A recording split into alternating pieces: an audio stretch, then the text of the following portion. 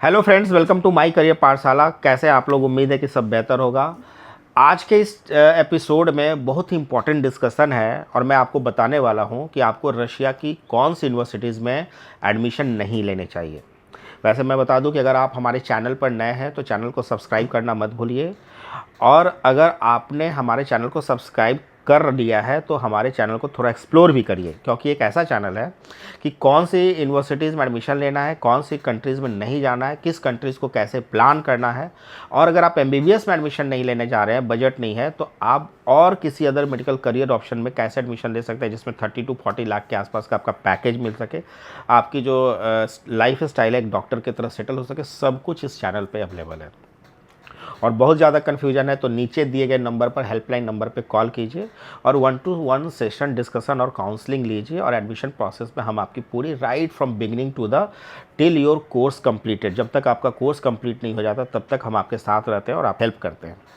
तो खैर, आज के इस वीडियो में जो मैं रशिया पे कवर करने वाला हूँ कि कौन सी यूनिवर्सिटी नहीं जाना है, और रशिया के कुछ पुराने वीडियोस को देखिए जिसको देख करके समझ में आया होगा, और जो देख रहे होंगे वो एंजॉय भी कर रहे होंगे कि रशिया का कितना इंपॉर्टेंट डिस्कशन इस चैनल पर चल रहा है।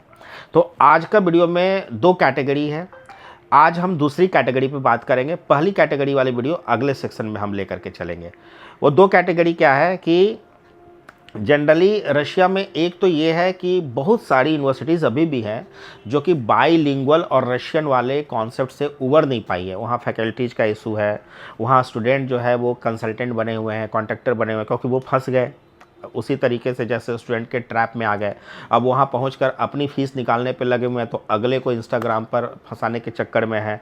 ऐसी कई सारी यूनिवर्सिटीज़ है, और अगले वाले वीडियो में मैं ऐसी कुछ यूनिवर्सिटीज़ का नाम लूँगा। मैं कई बार अवॉइड करता हूँ, बचता हूँ, लेकिन अगले वाले वीडियो में मैं एग्जाम्पल के लिए एक दो यूनिवर्सिटीज़ का नाम लूँगा कि आपको समझ में आएगा कि अच्छा इस तरह की यूनिवर्सिटीज़ में कैसे बचना है। दूसरी जो आज यूनिवर्सिटीज़ मैं आपके सामने लेकर के आया हूँ, जो आपको बचनी है, वो बचनी है कि वॉर जोन से रिलेटेड, यानी जो बॉर्डर से रिलेटेड जो यूनिवर्सिटीज़ है उसमें आपको जाने से अवॉइड करना चाहिए। करंट सिनेरियो में अगर आप देख सकते हो तो पूरे वर्ल्ड के अंदर में जो भी जियोपॉलिटिकल सिचुएशन है, आज रिसेंटली जो अगर आप इजराइल और इराक का देख लीजिए, उससे पहले फ़िलिस्तीन का देख लीजिए जो गाज़ा पट्टी को लेकर के इशूज़ था। 3 साल से आप देख रहे हो कि जो यूक्रेन और रशिया का जो इशूज़ रहा है, और रह करके वो जो है वो चलता ही रहता है।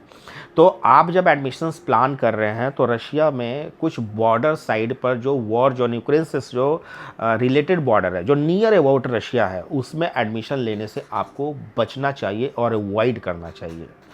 तो क्योंकि दो Russia is the largest country of the world, 4 से ज़्यादा या 4 के आसपास जीएमटी मतलब डिफरेंट टाइम जोन है वहाँ पर। तो मुझे लगता है कि रशिया में आप जितना बॉर्डर साइड से, जो यूक्रेन का डिस्टर्बेंस बॉर्डर है, उससे जितना दूर या जितना पास मॉस्को के नज़दीक रहेंगे उतना ज़्यादा आपके लिए बेटर हो सकता है। तो ऐसी कुछ यूनिवर्सिटीज़ को आपको अवॉइड करना चाहिए, क्योंकि आप वहाँ पर 5 महीने, 6 महीने, साल, 2 साल के लिए नहीं जा रहे हो। You are going there for the 6 year, complete 6 year आपको वहाँ पर कंप्लीट करने हैं। तो आपको ऐसे जगह पर अगर आप 6 साल जहाँ जा कर के आपको रहना है, तो वैसे लिए आप सारे मेजर पॉइंट्स को चेक करके ही जाओगे। जब आपको पता होगा, आप जब क्लास 9th में होगे, उस टाइम में जब रशिया यूक्रेन का वॉर चला, तो यूक्रेन से कई सारे यूक्रेन से बच्चों को निकाल दिया गया, लेकिन रशिया से किसी बच्चों को नहीं निकाला गया, क्योंकि रशिया इतनी लार्जेस्ट कंट्री है कि आप उसको इतना ईजिली कोई इन्वेड नहीं कर सकता। और रशिया के अंदर में एंट्री का मतलब है कि पूरा वर्ल्ड वॉर। तो इसीलिए रशिया आज के डेट में सबसे सेफेस्ट भी है किसी भी पॉइंट ऑफ व्यू से। लेकिन क्या है कि हमें अपने तरफ से कुछ सावधानियों के साथ ही वहाँ पर एडमिशन प्लान करना चाहिए। तो इसमें जो फर्स्ट यूनिवर्सिटी हमने लिया है वो है बेलग्रोड स्टेट मेडिकल यूनिवर्सिटी। बेलग्रोड यूनिवर्सिटीज़ को आप अवॉइड करके चलिए, क्योंकि ये यूक्रेन से काफ़ी नियर बाई है, जस्ट 60 to 70 किलोमीटर्स के डिस्टेंस पर ये यूनिवर्सिटीज़ है। तो वैसी यूनिवर्सिटीज़ में एडमिशन लेने से आपको बचना चाहिए जब तक वहाँ पर सीज़ फायर कंप्लीट नहीं हो जाता, मतलब युद्ध विराम की घोषणा नहीं हो जाती यूक्रेन और रशिया को लेकर के, तब तक इस जो बॉर्डर साइड के जो यूनिवर्सिटीज़ है उसको अवॉइड करके चलना चाहिए। जो दूसरी यूनिवर्सिटीज़ है वो है Rostov state medical university. Rostov state university जो है वो भी जस्ट 100 किलोमीटर्स के डिस्टेंस पे है यूक्रेन से। तो आपको रोस्तोव को भी अवॉइड करके चलना चाहिए। जो तीसरी यूनिवर्सिटीज़ है that is Crimea federal university. Crimea federal universities के वीडियो आपको माई करियर पाठशाला के चैनल पे 2 साल पहले के आपको मिलेंगे, लेकिन जब से यूक्रेन और रशिया का वॉर हुआ तब से हमने क्रीमिया फेडरल यूनिवर्सिटीज़ का प्रमोशन बंद कर दिया, क्योंकि वो वॉर जो इलाके में दो वहाँ पे अभी तक किसी तरीके का कोई डिस्टर्बेंस नहीं है, लेकिन बॉर्डर के पार्ट है, क्योंकि क्रीमिया हमेशा से एक डिस्प्यूटेड रीजन रहा है। 2014 में 2014 में वो यूक्रेन का पार्ट था, फिर रशिया ने उसको अपने में मिला लिया, तो स्टिल वो यूएनओ के पार्ट से अगर देखा जाए, यूनाइटेड नेशन ऑर्गेनाइजेशन के हिसाब से वो एक डिस्प्यूटेड पार्ट ऑफ द मतलब दोनों कंट्रीज़ के बीच में है। तो अभी जबकि दोनों के बीच में युद्ध चल रहा है, तो आपको क्रीमिया फेडरल यूनिवर्सिटीज़ में भी एडमिशन लेने से बचना चाहिए। इसके बाद जो फोर्थ यूनिवर्सिटीज़ है वो है बोरोनिच।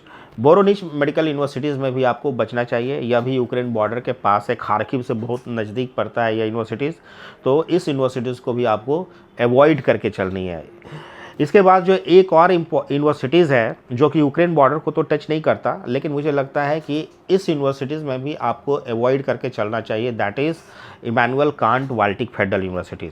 हालांकि हमारे जो अगले वीडियोस जो आप देखोगे कि लोएस्ट फी स्ट्रक्चर का जो 20 लाख का बजट है उसमें हमने इस यूनिवर्सिटीज़ को डाला है, वो इसलिए डाला है क्योंकि वहाँ पे हम लोएस्ट फीस की बात कर रहे हैं, लेकिन एट द सेम टाइम मैं आपको बचने की भी बात कर रहा हूँ, क्योंकि मैं जब अंडर 20 लाख के बजट की बात कर रहा हूँ तो अच्छी यूनिवर्सिटीज़ में वो आती है, इसलिए हमने उस सेक्शन को कवर किया है। लेकिन जब एडमिशन्स लेने की बात है तो ये एक डिफरेंट सेगमेंट हो जाता है कि आपकी सेफ्टी सिक्योरिटी के हिसाब से वो किस तरीके का है। तो क्या है कि आप जो IKBFU यानी Immanuel Kant Baltic federal universities है, वो एक्चुअली में देखा जाए तो पिछले 2 सालों से ही नॉर्थ इंडियन बच्चों को प्रमोट किया जा रहा है। इससे पहले सिर्फ तमिलनाडु के बच्चे उसमें जाते थे, साउथ इंडियन बच्चे होते थे। यूनिवर्सिटी अच्छी है, इंग्लिश टॉट यूनिवर्सिटी अच्छी है, लेकिन क्या है कि वो बिल्कुल रशिया से हट करके अलग है। वो एक आइलैंड है, आप इस तरीके से समझो। कैलिंग्राड जो इलाका है वो आइलैंड के है, वो जर्मनी से और लिथुनिया से बहुत पास में पड़ता है। आप इस तरीके से देख लीजिए जैसे इंडिया में लक्षद्वीप, मतलब लक्षद्वीप इंडिया से काफ़ी डिस्टेंस पे है। आप जब मैप उठा के देखोगे तो कैलिंग्राड भी बिल्कुल वैसे ही है। तो रशिया उसको कैसे इस्तेमाल करता है, वो बाल्टिक जो रिवर, बाल्टिक जो सी है, उस सी में वो फ्लीट के रूप में जो उसका शिप है उसको वहाँ से वो चेक पोस्ट, जिस पे वो नाटो की जो कंट्रीज़ है, जिसमें लिथुनिया, लाटविया, पोलैंड, जर्मनी या ऊपर में जो फिनलैंड वगैरह है, उस तरह के कंट्रीज़ पे वो चेक पॉइंट बना करके रखता है। तो आज के डेट में आपको पता है कि यूक्रेन और रशिया के बीच में जो युद्ध है उसका मेन रीज़न नाटो को लेकर के कि नाटो में शामिल होने की सिस्टम था, और सारी कंट्रीज जो नाटो से रिलेटेड कंट्रीज थी वो कहीं ना कहीं इसका विरोध कर रही थी। तो नाटो कल के डेट में अगर रशिया के अगेंस्ट जाता है तो उनका पहला टारगेट जो बन सकता है वो बन सकता है कैलिंग्राड, जो बाल्टिक सीप में वो फ्लीट के रूप में जो रशिया इसका इस्तेमाल करता है। क्योंकि आप 6 साल के ड्यूरेशंस के लिए जा रहे हैं, इसलिए मैं कहूँगा कि आपको इस यूनिवर्सिटीज़ को अवॉइड करके चलना चाहिए। ऐसी रशिया में बहुत सारी अच्छी यूनिवर्सिटीज़ हैं, सेंट्रल रशिया में या रशिया के मॉस्को के आसपास में, तो इतना रिस्क लेकर के जाने की ज़रूरत आपको नहीं है Immanuel Kant Baltic federal universities के अंदर में। तो ये 5 यूनिवर्सिटीज़ है जो मैंने आपको वॉर जोन के हिसाब से आपको या बाउंड्रीज या टेरिटोरियल रीजन के हिसाब से आपको बताया। अब इसके अलावा 2 और यूनिवर्सिटीज़ है जो मैं कहूँगा कि आप अवॉइड करके चलिए। इसमें एक है चेचेनिया स्टेट मेडिकल यूनिवर्सिटी और दूसरा दागिस्तान स्टेट मेडिकल यूनिवर्सिटी, जिसको डागिस्तान भी कई लोग बोलते हैं, DAGESTAN। ये दोनों यूनिवर्सिटीज़ मैं इसलिए आपको मना करूंगा क्योंकि हमेशा से यहाँ पे एक कम्युनल प्रॉब्लम हमेशा रहता है।